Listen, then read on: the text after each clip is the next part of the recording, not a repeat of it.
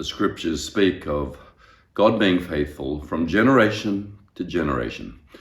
Well, watching the royal funeral last night, I was struck by the generations coming and the generations going. To see walking behind the coffin, the children and the grandchildren, and in the cars, the great-grandchildren of the Queen. It made me think about my own family and its generations, losing my mother earlier this year and reflecting on how the impact of my mother's life on my children, her grandchildren, was simply profound.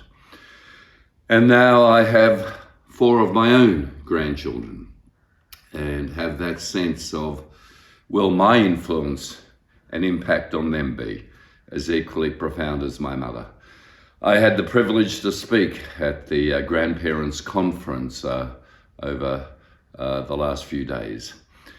It's such an important conference because my grandparents on both sides really impacted me. Curiously, on my father's side, my grandfather, who I loved, was SP Bookie, illegal gambling. Little did he or I know I would be Australia's leading gambling critic when I grew up. On my mother's side, there were grandparents who read me poetry and stories, who wrote, in my grandmother's case, beautiful handwritten letters that I keep and I treasure.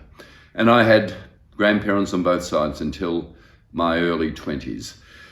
That profound sense of shaping the future, leaving a legacy of your values in others, particularly the next generations, is certainly what I saw the Queen doing. Generations come, generations go. God remains faithful, the earth remains, and our task is to leave a legacy of deep spiritual values.